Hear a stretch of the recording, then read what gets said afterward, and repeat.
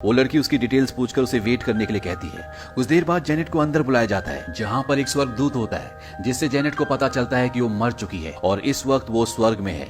लेकिन ये एक क्लैरिकल मिस्टेक है। जेनेट की उम्र अभी बाकी थी। वो गलती से एक बुढ़िया के बदले जेनेट को ले आए होते हैं। ये सब सुनकर जेनेट शॉक्ड हो जाती है कि वो लगभग मर चुकी है और अभी भी उसका शरीर पृथ्वी में कोमा की अवस्था में पड़ा है। अब हेवन इंचार्ज यानी कि स्वर्गदूत बोलता है कि जेनेट का वक्त अभी नहीं हुआ तो उसे हेवन में भी नहीं रख सकते।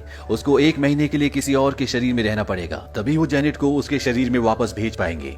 इसके बाद जेनेट को एक ऐसे औरत के शरीर में भेज दिया जाता है जिसकी मृत्यु हो गई होती है, जो कि एक एवरेज फैमिली से होती है। जेनेट खुद को ऐसे घर में देखकर बहुत दुखी होती है। जब वो रूम से बाहर आती है तो वो देखती है कि उस औरत के 2 बच्चे भी हैं। जेनेट खुद को उन लोगों से दूर रखने की कोशिश करती है, जिस वजह से बच्चे अपनी मम्मी के बदले हुए नेचर से परेशान होते हैं। यहाँ तक कि उसका पति भी असमंजस में होता है कि उसकी बीवी का बर्ताव अचानक से बदल क्यों गया। अब जेनेट के सामने स्वर्गदूत आता है और जेनेट को बोलता है कि उसको यहाँ 1 महीना इसी औरत के शरीर में रहना पड़ेगा, जिस औरत का नाम नैन्सी है। जेनेट जैसी इंडिपेंडेंट लेडी पर जब ये घरेलू जिम्मेदारी आती है, वो कुछ भी समझ नहीं पाती कि उसे क्या करना है, कैसे करना है। वो नैन्सी के बच्चों से, पति से दूर दूर रहती है और अब उसकी मुलाकात नैन्सी के दोस्तों से भी होती है, जो सब नॉर्मल हाउसवाइफ हैं, जो थोड़ा थोड़ा पैसा बचाकर घर चलाती हैं। उन लोगों से मिलकर नैन्सी को बहुत अनकंफर्टेबल लगता है। यहाँ जेनेट को पता चलता है कि नैन्सी उन औरतों के साथ अर्निंग के लिए कुछ काम भी करती थी, जो अब उसे करना होगा।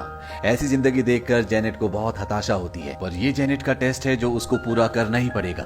घर पर उसका बदला हुआ बर्ताव देखकर सब परेशान होते हैं। रात को जब जेनेट बेडरूम में सोने जाती है और नैन्सी, जिसके शरीर में जेनेट की आत्मा है, उसका पति जब अपने कपड़े उतारता है तो ये देखकर जेनेट पूरी तरह से चौंक जाती है और उस पर चिल्लाना शुरू कर देती है। वो कहती है कि तुमने एक छोटी उम्र की लड़की से शादी करके उससे जिम्मेदारी दी और खुद की जिम्मेदारी भी ठीक से नहीं उठाई।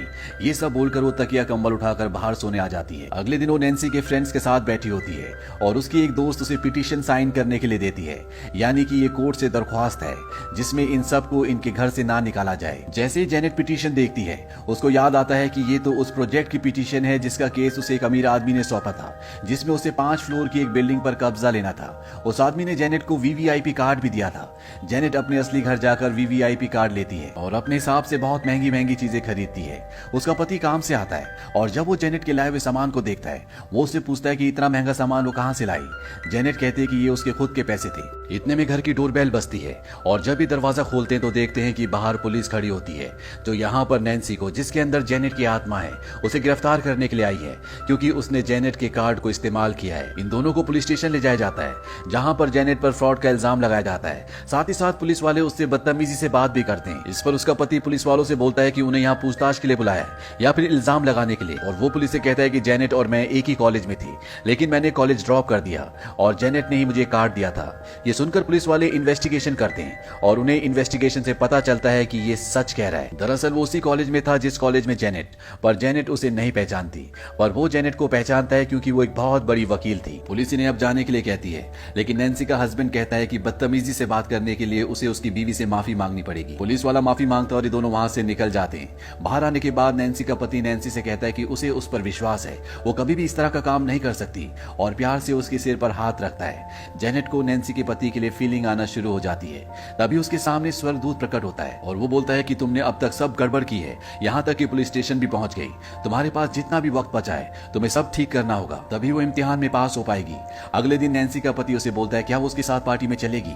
जेनेट सोचती है कि यही मौका है सब कुछ ठीक करने का, और वो हाँ कह देती है। जैसे ही जेनेट तैयार होकर आती है, नैन्सी का पति उसे देखता ही रह जाता है कि वो कितनी खूबसूरत लग रही है। पार्टी में नैन्सी के पति का बॉस उसके बनाए हुए प्रपोजल को रिजेक्ट कर देता है। इस बात पर जेनेट उसके बॉस को सबके सामने बहुत सुनाती है।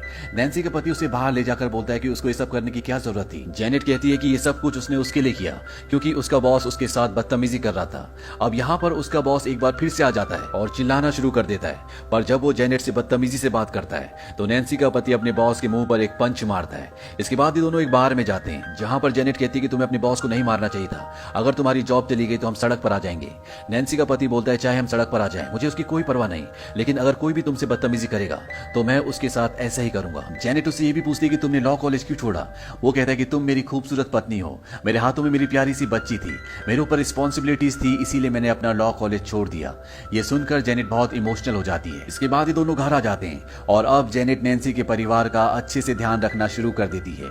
अगले दिन नैन्सी के बेटे को दिखाया जाता है जो सड़क पर होता है। वो वहां पर गिर जाता है। भी वहां पर एक आदमी आता है जो नैन्सी के बेटे को उठाता है। उसकी चोट पर पर बैंडेज भी लगाता है। यहाँ पर एक औरत भी आती है जो उस आदमी को, जिस आदमी ने नैन्सी के बेटे को बैंडेज लगाई थी, वो उसे कहती है कि तुम यहाँ पर दुकान नहीं लगा सकते क्योंकि तुमने पैसे नहीं दिए। दरअसल ये औरत उन सब से पैसे लेती है जो यहाँ पर दुकान लगाते हैं। हालांकि वो आदमी बोलता भी है कि वो बाद में पैसे दे देगा, पर वो औरत नहीं मानती।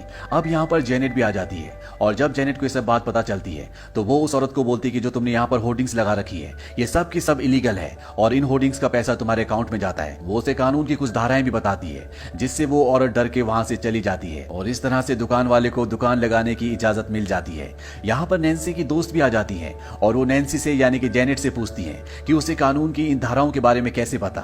वो कहती है कि उसके पति लॉ कर रहे थे और उन्होंने उसे सब कुछ बताया है। वहीं दूसरी तरफ नैन्सी की बेटी हर रोज अपनी मॉम से पैसे मांगकर स्कूल जाती है, पर एक सुबह जब वो अपनी मॉम से पैसे मांगती है तो वो कहती है कि अगर उसे पैसे चाहिए तो उसे वो काम करना होगा जो मैं करती थी, यानी कि उसकी मॉम नैन्सी करती थी। दरअसल नैन्सी अपनी एक्स्ट्रा इनकम के लिए लिफाफे फोल्ड करती थी।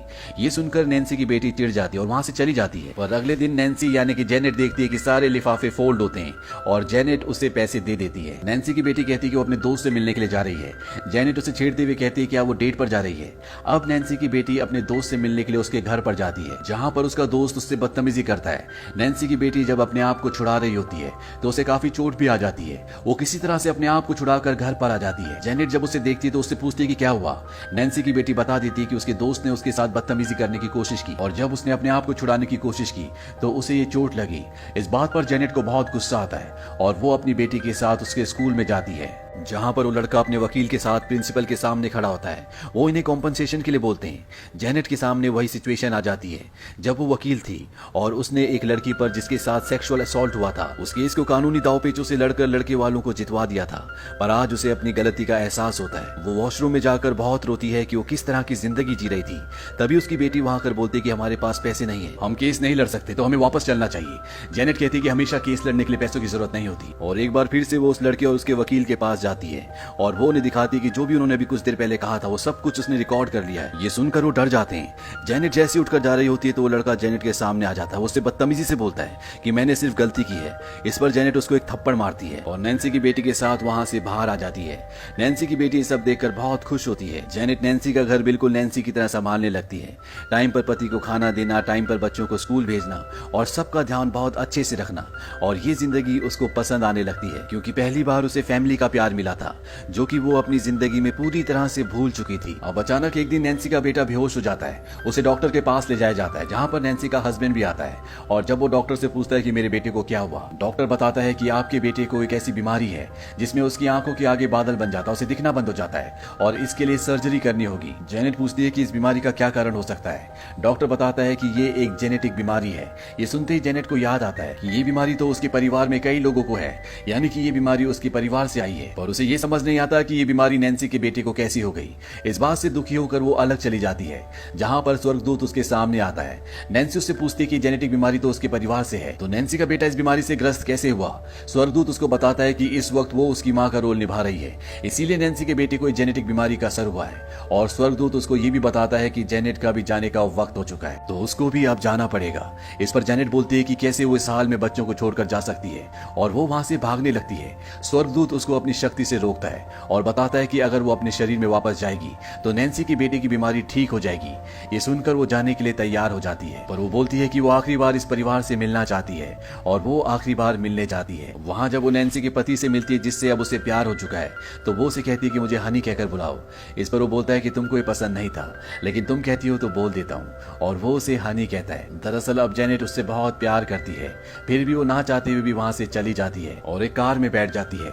ये वो कार है जिसका एक्सीडेंट होने वाला है ताकि दुनिया वाले ये समझे कि नैन्सी मर चुकी है। हालांकि नैन्सी की आत्मा पहले उसके शरीर से निकल चुकी है, पर अब जेनेट की आत्मा को उसके शरीर में वापस पहुंचाना है, इसीलिए इस शरीर से उसे निकलना होगा। अगले पल दिखाया जाता है कि जेनेट की आंख खुलती है, उसकी आत्मा उसके शरीर में वापस आ चुकी है। सबसे पहले वो नैन्सी के घर जाती है, पर वहां पर कोई भी नहीं होता। ये देखकर वो बहुत निराश हो जाती है। इसके बाद जेनेट अपने काम में बहुत परिवर्तन लाती है। वो कोई भी इलीगल केस नहीं लड़ती और अपने माँ बाप का प्यार भी समझती है जिनसे वो नफरत करती थी। वो अब इस शहर को छोड़कर दूसरे शहर में शिफ्ट हो रही है, क्योंकि यहाँ इस शहर में उसका बिल्कुल भी मन नहीं लगता। और जैसे ही वो प्लेन में बैठ रही होती है तो उसकी टक्कर नैन्सी के बेटे से होती है। उसे देखकर वो बहुत खुश हो जाती है। वो उसे उसके नाम से बुलाती है और इसके बाद वो उसे एक अल्फाबेट पढ़ने के लिए बोलती है, ये जानने के लिए कि उसकी आंखों की बीमारी ठीक हुई या नहीं। नैन्सी का बेटा अल्फाबेट पढ़ता है। नैन्सी का बेटा हैरान होता है कि इस लड़की को उसका नाम कैसे पता। तभी वहां पर नैन्सी की बेटी और उसका हस्बैंड भी आ जाते हैं। नैन्सी के पूरे परिवार को, जिससे वो बहुत प्यार करती है, उसे देखकर वो बहुत खुश होती है और एक चैन की गहरी सांस लेती है। इसके बाद फ्लाइट टेक ऑफ कर जाती है और ये फिल्म यहीं पर खत्म